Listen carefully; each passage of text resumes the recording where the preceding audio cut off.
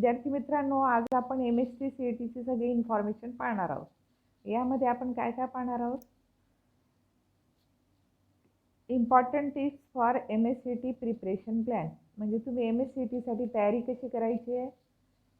नंतर exam mode कसा आहे, then types of question, marking scheme, preparation book, या सगळ्या गोष्टी आपल्याला पाहिजे आहेत. आता लक्षात घ्या, MSc CET ही महाराष्ट्र गव्हर्नमेंट कडून घेतली जाणारी कॉम्पिटिटिव्ह एक्झाम आहे. त्याला म्हटलं जातं Maharashtra common entrance test. It is annual entrance examination, म्हणजे प्रत्येक वर्षी होते. कोणाला ही देणं कंपल्सरी आहे की ज्या मुलांना इंजिनिअरिंग, फार्मसी आणि ॲग्रिकल्चरला ॲडमिशन घ्यायची आहे. या वर्षापासून BVCच्या ॲडमिशन ह्या नीटच्या बेसिसवर होणार आहे आणि ॲडमिशन CETच्या बेसिसवर आपल्याला गव्हर्नमेंट आणि प्रायव्हेट कॉलेजला महाराष्ट्र स्टेटमध्ये मिळतात. आता इथे लक्षात घ्या, MSc CET or Maharashtra Common Entrance Test conducted by State Common Entrance Test Cell, Mumbai, for admission to first year engineering and technical program, म्हणजे BE BTech साठी, आणि pharmacy program B pharma, pharma D यासाठी ही exam घेतली जाते आणि ही आपल्याला compulsory आहे.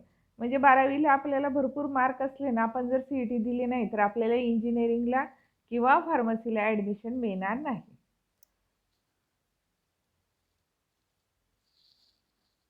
आता याकरता लक्षात घ्या, ज्या मुलांना या अंडर ग्रॅज्युएट कोर्सला ॲडमिशन घ्यायची आहे, फार्मसीला किंवा इंजिनिअरिंगला, तर त्यांना या परीक्षेला बसणं कंपल्सरी आहे. याला सांगितलं तुम्हाला MSc CET म्हणतो आपण. या परीक्षेला प्रत्येक वर्षी घेतली जाते. ॲन्युअल म्हटलंय त्याला. It is conducted by directorate of technical education. The degree courses of the following streams are mainly accounted for in this entrance exam. Engineering सांगितलं मी तुम्हाला, फार्मसी सांगितलं आणि ॲग्रिकल्चर. आता क्वालिफिकेशन काय, कोण देऊ शकते ही परीक्षा? जे विद्यार्थी आता 12thला आहेत आणि कोण इलिजिबल धरला जाईल ॲडमिशनसाठी की ओपन कॅटेगरीचा असेल तर त्याला किती मार्क पाहिजे? 50% पाहिजे. आणि जो कॅटेगरीचा आहे त्याला 45% मार्क पाहिजे आहेत इन ॲग्रिगेट्स ऑफ 5 सब्जेक्ट. आता पुढे लक्षात घ्या, candidates applying for a particular course are required to appear for a specific set of paper. म्हणजे काय, ज्या मुलांना इंजिनिअरिंगला ॲडमिशन घ्यायची आहे त्यांनी कुठला ग्रुप घ्यायचा? PCM, म्हणजे फिजिक्स, केमिस्ट्री आणि मॅथ्स.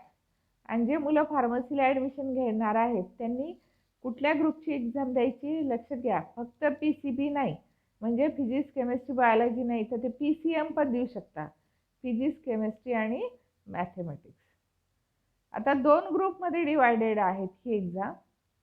हा पहिला ग्रुप आहे, लक्षात घ्या, एक्झामच्या दिवशी त्याचा पेपर 90 मिनिटाचा असेल आणि त्यामध्ये काय असणार आहे? फिजिक्स आणि केमिस्ट्री. दोघं जे आहे 50-50 मार्काचे पेपर आहेत, पण 100 क्वेश्चन तुम्हाला किती मिनिटात सोडवायचे? फक्त 90 मिनिटात. आणि जो दुसरा पेपर आहे तो आपला मॅथ्स किंवा बायोलॉजीचा असणार आहे. म्हणजे PCMचे मुलं जे आहेत ते मॅथ देतील आणि PCBचे मुलं कुठला पेपर देईल? बायोलॉजीचा. हे दोघं पेपर हे 100 मार्काचे आहेत. आता लक्षात घ्या, मॅथमध्ये 50 क्वेश्चन आहे, प्रत्येक क्वेश्चनला 2 मार्क आहेत. पण बायोलॉजीमध्ये 100 क्वेश्चन आहेत आणि प्रत्येक क्वेश्चनला 1 मार्क आहे. आता एक्झाम पॅटर्न काय? हा पूर्ण जो क्वेश्चन पेपर आहे याचा सिलेबस काय असणार आहे? Maharashtra state board of secondary and higher secondary education यांनी डिसाईड केलेला 11वीचा काही टक्के आणि 12वीचा मॅक्झिमम सिलेबस याला राहतोय. तो आपण पुढे पाहतोय काय राहणार आहे. आणि सांगितलं तुम्हाला 3 सब्जेक्टसाठी दिली जाईल. मॅथेमॅटिक्स ऑर बायोलॉजी आणि कंपल्सरी काय आहे, फिजिक्स आणि केमिस्ट्री आहेत. आता पॅटर्न काय, टाइप्स ऑफ क्वेश्चन. कुठल्या प्रकारचे क्वेश्चन विचारले जातात, मल्टिपल चॉईस क्वेश्चन म्हणजे MCQ, ज्याला आपण ऑब्जेक्टिव्ह म्हणतो किंवा पर्याय निवडा. किती प्रश्न असणार आहेत, एका पेपरमध्ये 150 क्वेश्चन. आता मॅथ्ससाठी किती आहे, 50, फिजिक्स 50, केमिस्ट्री 50. पण बायोसाठी किती असणार आहे, 100, फिजिक्स 50, केमिस्ट्री 50. असं टोटल किती मार्काचा पेपर झाला, 200 मार्काचा. प्रत्येक सेक्शनला किती झाले, 100 मार्क. म्हणजे पहिला सेक्शन आहे फिजिक्स केमिस्ट्रीचा आणि दुसरा सेक्शन आहे बायोलॉजी किंवा मॅथ्सचा. असे मार्क लक्षात घ्या. Total 200, 100 for each section. What should you do for scoring in MST CET. म्हणजे तुम्हाला MST CET साठी CET एक्झाममध्ये स्कोर करायचं आहे, तर त्यासाठी तुम्ही काय प्रयत्न करायचे, काय करणार तुम्ही. पहिलं महत्त्वाची गोष्ट आहे, आपण एक्झाम पॅटर्न समजून घ्यायचा आहे. दुसरं, प्लॅन युअर प्रिपरेशन. म्हणजे तुमचं प्लॅनिंग फार महत्त्वाचं आहे. आपल्याला माहिती आहे की प्लॅनिंग केलं तर आपण अर्धी लढाई पेपरवर जिंकतो आहे. मग जर तुम्ही 11thला असणार तर लक्षात घ्या, your each and every minute is important. तुमच्या लक्षात घ्या, दिवसाचं नाही प्लॅनिंग पाहिजे, तुमच्या तासांचं, तुमच्या मिनिटाचं प्लॅनिंग तुमचं पाहिजे. मग तसा प्लॅन करायचा आहे. Planning is the most important thing you should do before start preparing. मग प्रिपरेशनच्या अगोदर काय करायचं आहे, प्लॅनिंग करायचं आहे. आता तुम्ही जर समजा 12वीची एक्झाम दिली आहे, तुमची आता 12th, तुमची आता CET आहे, तर त्यासाठी पण तुमचा प्लॅन असला पाहिजे. तो प्लॅन रिव्हिजनचा असेल, जास्तीत जास्त मॉक टेस्ट सॉल्व करायचा असला पाहिजे. Make your study plan. लक्षात घ्या, स्टडी प्लॅन बनवायचा आहे. Prepare a time table based on the syllabus of exam. Candidate should prepare a study plan for MST CET. आपण स्टडी प्लॅन बनवायचा आहे. आता या स्टडी प्लॅनमध्ये काय काय असलं पाहिजे, overall strategy for covering all the topics, regular revision and taking the mock test. हे फार महत्त्वाचं, लक्षात घ्या. सुरुवातीला टॉपिक शिकवल्यानंतर मी स्वतः प्रिपेअर करेल, नंतर त्याची मी रिव्हिजन करेल आणि त्यावर मी टेस्ट देईल. बघा, टॉपिक समजून घेतल्यानंतर रिव्हिजन करायची आणि नंतर टेस्ट द्यायची. आता याचा पुढचा प्लॅन असला पाहिजे की ही जी टेस्ट दिली ना, ही टेस्ट चेक करून घ्यायची आणि त्याच्यात जे तुमचे MCQ चुकले त्यावर तुम्हाला काम करायचं. म्हणजे त्यातल्या चुका तुम्ही शोधायच्या आणि जितक्या तुम्ही चुका शोधणार आणि जितक्या जास्त टेस्ट देणार तितका तुमचा स्कोर वाढत जाणार. म्हणजे एकदा चुकलेला क्वेश्चन तुम्ही पुन्हा चुकणार नाही. लक्षात घ्या, CET किंवा कुठलीही कॉम्पिटिटिव्ह एक्झाम बेसिक फंडा काय असतो, तुम्ही जास्तीत जास्त वाचणं, नंतर कन्सेप्ट समजून घेणं आणि त्यावर जास्तीत जास्त टेस्ट देणं की ज्याने तुमच्यामध्ये परफेक्शन येत जाईल. आता तिसरा आहे, learn more about short trick for all section. म्हणजे कुठलाही पेपर असेल तरी त्यात आपण शॉर्ट ट्रिक स्वतःच्या बनवायच्या किंवा रेडीमेड मिळाल्या तर त्या घ्यायच्या, ज्याने तुमचा वेळ वाचणार आहे. कारण तुम्हाला 100 प्रश्न 90 मिनिटात सोडवायचे, म्हणजे तुमचं टाईम मॅनेजमेंट हे असलं पाहिजे. आणि त्याकरता प्रॅक्टिस महत्त्वाची आहे की ज्याने वेळ कमी लागत आहे. Practice your weak chapter or weaknesses. तुम्हाला कुठलं चॅप्टर समजत नाही आहे, हे तुमचं विकनेस झाली, त्याची प्रॅक्टिस करायची. नंतर ज्या चॅप्टरला वेटेज जास्त आहे त्यांची रिव्हिजन चांगली करायची.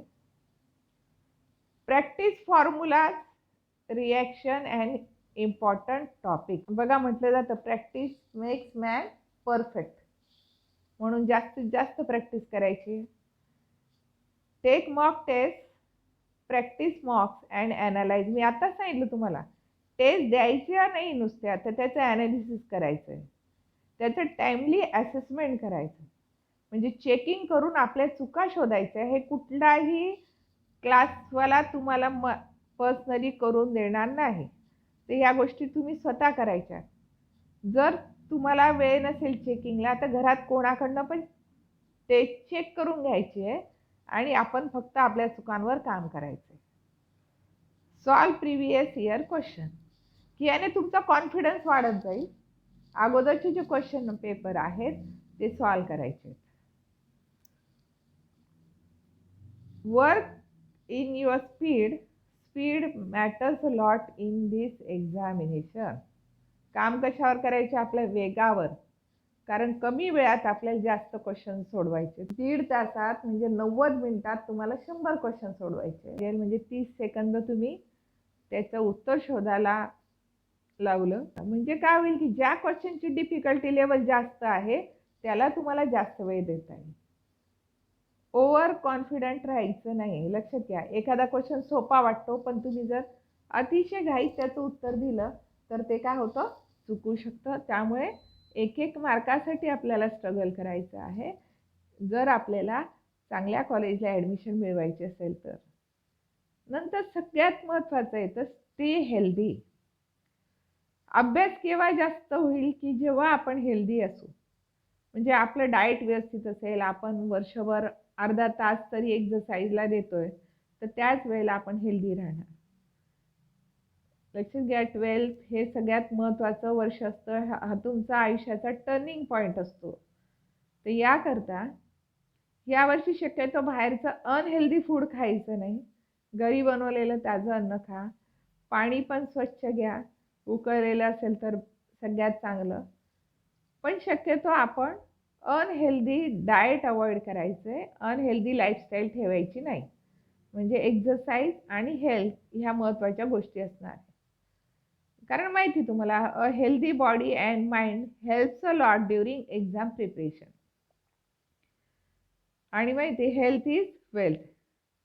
मग आपण आपल्या फिजिकल ॲक्टिव्हिटीला टाईम द्यायचा आहे. स्टडी मटेरियल हे चांगलं असलं पाहिजे आपल्याकडे. अगदी भारंभार पुस्तकं कलेक्ट करायचे नाही. 2 चांगले बुक तुमच्याकडे पाहिजे. वर्षभर आपण एका पुस्तकातून MCQ सॉल्व करणार आणि दुसरं पुस्तक आपण क्रॅश कोर्सला MCQ सोडवण्यासाठी वापरणार. मला वाटतं एवढे MCQ तुम्हाला कुठलाही क्लासवाला देणार नाही. कोणी एवढ्या टेस्ट तुमच्या घेणार नाही. म्हणजे तुम्ही सेल्फ प्रिपेअर करू शकतात. महत्त्वाचं काय की आपला सिलेबस व्यवस्थित प्रिपेअर करणं, कन्सेप्च्युअल स्टडी करणं आणि MCQ सोडवणं, या गोष्टी तुम्हाला चांगला स्कोअर करून देतील. आता हे सांगितलं मी तुम्हाला की काही चॅप्टरला हेवी वेटेज आहे, त्यांचा अभ्यास चांगला करा. तुमचे कन्सेप्ट क्लिअर ठेवा.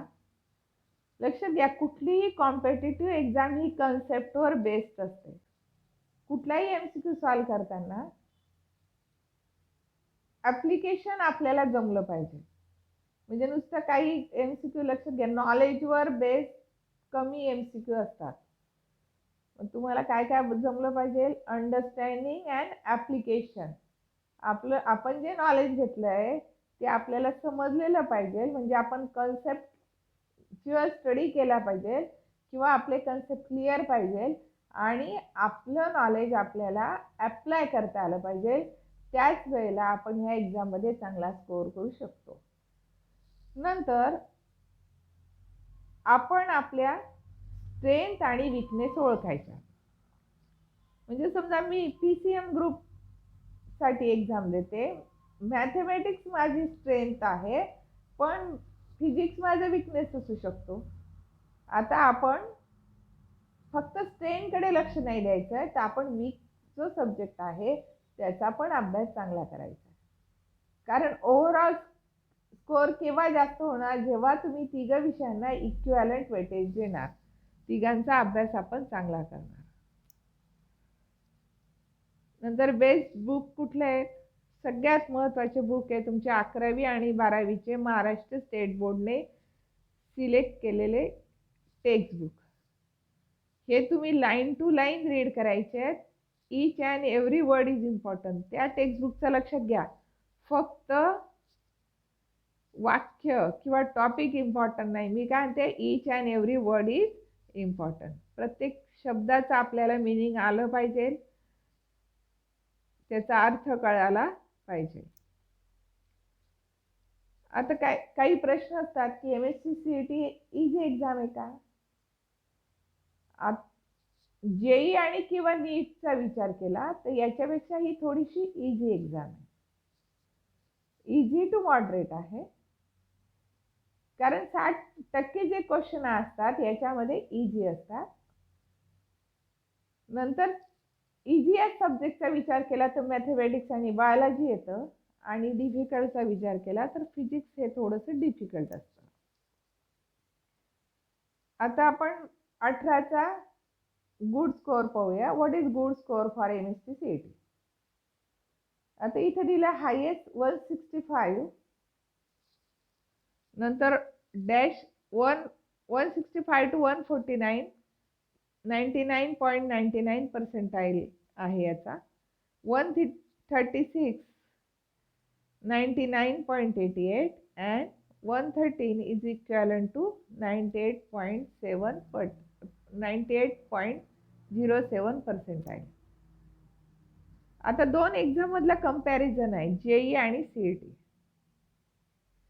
जेई डिफिकल्ट आहे माहिती सगळ्यांना, कारण आपल्याला अबाउट 10,000 सीटसाठी ती द्यायची, आणि MSc CET कंपॅरेटिव्हली इझी आहे. आता जेई मेन्स का बरं देतो आपण? National level engineering entrance test आहे, ती IIT साठी आहे. आणि MSc CET कशासाठी? State level engineering entrance test आहे. आता पासिंग क्रायटेरिया काय? 50% हे जनरल कॅटेगरीसाठी सांगितले मी तुम्हाला, आणि 45 aggregate mark for reserve category, पण कुठले? Belonging to Maharashtra state only. आता एक प्रश्न असा विचारला जातो, is NCERT enough for MSc CET?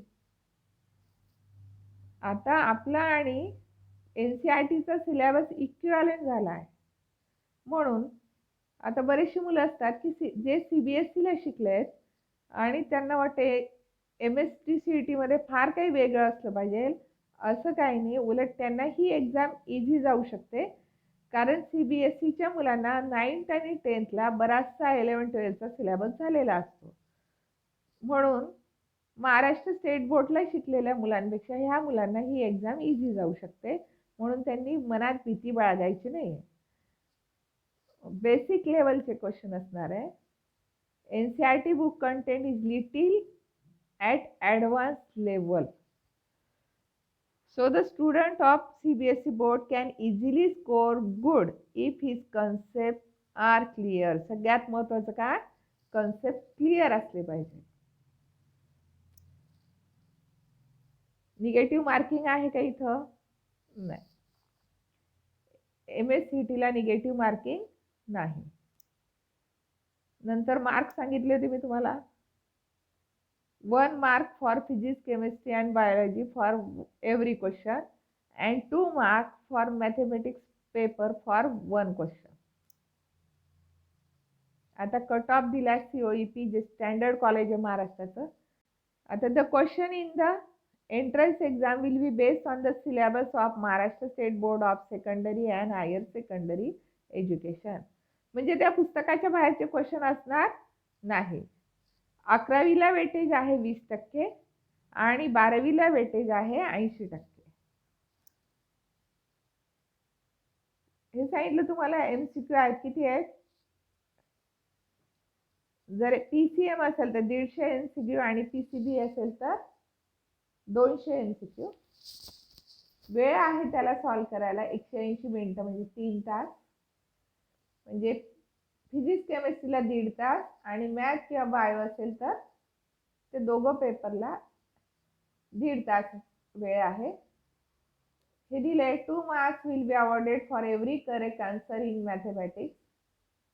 आणि बायोलॉजीसाठी काय 1 mark for each question. आणि फिजिक्स केमिस्ट्रीसाठी 1 mark in physics and chemistry. नंतर अलाउड काय नाही, कॅल्क्युलेटर अलाउड नाही, books, notebook, written notes, cell phone, any other electronic devices not allowed during the examination. Mode of examination आता सध्या online आहे. Medium English, Marathi किंवा उर्दूमध्ये तुम्ही देऊ शकता. पेपर त्याच्यामध्ये 3 असणार आहे. फिजिक्स केमिस्ट्री बायो किंवा physics chemistry math. Time of duration of exam हा 3 तास असणार आहे. Question paper type multiple choice. Number of question 50 for each subject and 100 for biology. Negative marking? No, there is no negative marking. आता घ्या पुन्हा दिलंय मॅथमॅटिक्सचा paper, लक्षात घ्या. 11वीचे MCQ किती असणार आहे 10, 12वीचे 40. एका क्वेश्चनला किती mark 2 mark. Total mark 100. Time duration 90 म्हणजे 1.5 तास झाला. फिजिक्स केमिस्ट्रीचं सेम असणार आहे. 10 मार्क 11वी, 40 मार्क 12वी.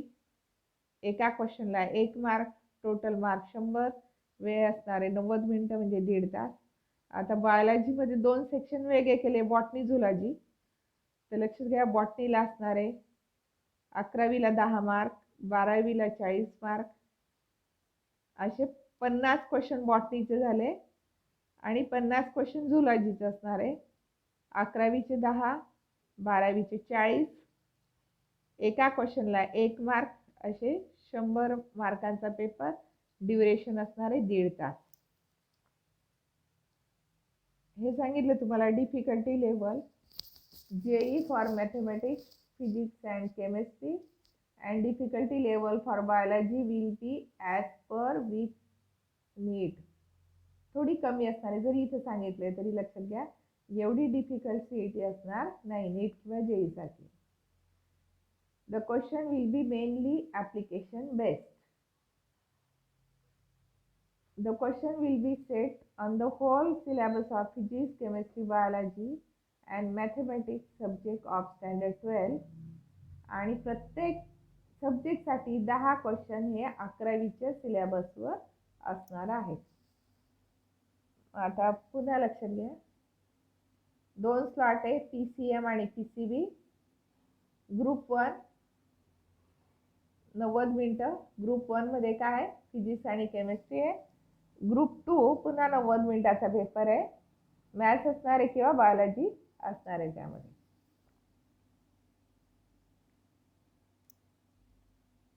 नंतर मार्किंग स्कीम 3 सेक्शनमध्ये. Section 1 physics chemistry, section 2 biology, that is botany and zoology, and section 3 mathematics. Only the difference varies in per mark in the 3 papers. Check the marking scheme for each paper in table below. आता marking scheme दाखवली. Physics 50 question, एका क्वेश्चनला 1 mark. Total mark 50. Chemistry तसंच. Botany zoology same. आणि फक्त मॅथमॅटिक्सला लक्षात घ्या 50 question आहेत पण एका क्वेश्चनला किती मार्क आहे 2 मार्क आहे. असे 100 मार्काचा मॅथ्सचा पेपर असणार आहे. 100 मार्क बायोलॉजीला असणार आहे. 50 असणार आहे फिजिक्स आणि 50 मार्क असणार आहे केमिस्ट्रीला. Subject and topic wise weightage हे सांगितलं मी तुम्हाला. 80% मार्क कशाला 12वीला आणि 20% मार्क कशाला 11वीला. म्हणून हे समजायचं नाही की 11वी तुमचं रेस्ट इयर आहे. 11वी काय तुमचं प्रिपरेशन इयर आहे. 11वीला चांगला अभ्यास केलास तरच 12वीचे टॉपिक समजतील आणि 11वी 12वीचा अभ्यास चांगला असेल तरच पुढे तुम्ही टिकू शकणार. फिजिक्सचं चॅप्टर वाईज वेटेज इथं दिलेलं आहे. ते स्क्रीनशॉट काढून पाहून घ्यायचं तुम्ही. तसं हे मॅथ्सचं वेटेज आहे. हे पुढे दिले केमिस्ट्री, नंतर सिलॅबस आहे. 11वीचा कुठला असणार आहे फिजिक्ससाठी, नंतर केमिस्ट्रीसाठी, मॅथेमॅटिक्ससाठी, बायोसाठी. म्हणजे एवढेच टॉपिक तुम्ही 11वीचे प्रिपेअर करायचे आहेत CETसाठी. आता फिजिक्ससाठी बुक सांगितलंय. एक अरिहंत पब्लिकेशनचं पुस्तक आहे, ते तुम्ही वापरू शकता. नंतर मार्वलचं बुक आहे. आणि सगळ्यात महत्त्वाची SC वर्मा आहे. तुम्हाला नीट, JEE किंवा CET या तिघं एक्झामसाठी हे तुम्हाला कामास येणार आहे. नंतर एक दिले उत्तमचं बुक आहे. लक्षात घ्या, कुठलेही 2 स्टँडर्ड बुक तुम्ही बाय करायचे आणि त्या 2 स्टँडर्ड बुकचा कंप्लीट अभ्यास करायचा. विद्यार्थी मित्रांनो, आज आपण MSc CETची इन्फॉर्मेशन घेतली आहे. मी हा व्हिडिओ बनवण्याचं कारण काय, त्याला 2 कारणं झाली. 2 विद्यार्थ्यांचे मला कॉल आले. ते दोघं CBSE पॅटर्नचे होते आणि त्या दोघांचा प्रश्न होता की MSc CETची एक्झाम कशी असेल. आता त्यांना वाटणारी भीती ही निरर्थक होती, कारण MSc CETचा सिलॅबस आणि NCERTचा सिलॅबस आता इक्विव्हॅलंट आहे. फक्त आपण बुक वेगवेगळे वापरतो आहे आणि त्यांना वाटणारी भीती दूर व्हावी म्हणून हा व्हिडिओ मी बनवला आहे. यामध्ये मी पूर्ण इन्फॉर्मेशन दिली आहे. आणि लक्षात घ्या, कुठल्याही कॉम्पिटिटिव्ह एक्झामला आपण घाबरायचं नाही. आपल्याला आयुष्यात बऱ्याचशा परीक्षा द्याव्या लागतात, पण कुठल्याही एक्झामचं विनाकारण टेन्शन घ्यायचं नाही. आपल्याला ते एक्झाम देताना कुठली प्रिकॉशन घ्यायची आहे या गोष्टी लक्षात घ्यायच्या आहेत. थोडाफार अभ्यास कमी असेल चालेल. लक्षात घ्या, आपण अभ्यास सुरुवातीपासून करणं गरजेचं आहे. पण समजा कोणत्याही कारणास्तव आपला अभ्यास झाला नसेल तर आपण इतर ब्रांचेसला पण ॲडमिशन घेऊ शकतो. आपले मार्ग अजून बंद झाले नाही. तुम्हाला इंजिनिअरिंगला ॲडमिशन नाही मिळाली तर तुम्ही फार्मसीला घेऊ शकता. त्याला नाही मिळाली तर तुम्ही BSc करू शकतात किंवा तुम्ही लॉ करू शकतात. करायला आपल्याला हजारो कोर्सेस आहेत. त्यामुळे प्रत्येक ठिकाणी आपण जिथे जाऊ तिथं चांगलं करण्याचा प्रयत्न करायचा आहे. आपण मेहनत केली तर आपल्याला मेहनतीचं फळ मिळणार आहे. त्यामुळे विनाकारण निराश व्हायचं नाही, अभ्यास करायचा आहे. लक्षात घ्या, कुठल्याही परीक्षेला आयुष्यात घाबरायचं नाही आहे. प्रत्येक परीक्षेला आपल्याला हसतमुख सामोरे जायचं आहे. त्याने आपल्याला जगण्याचं बळ मिळणार आहे. थँक्यू.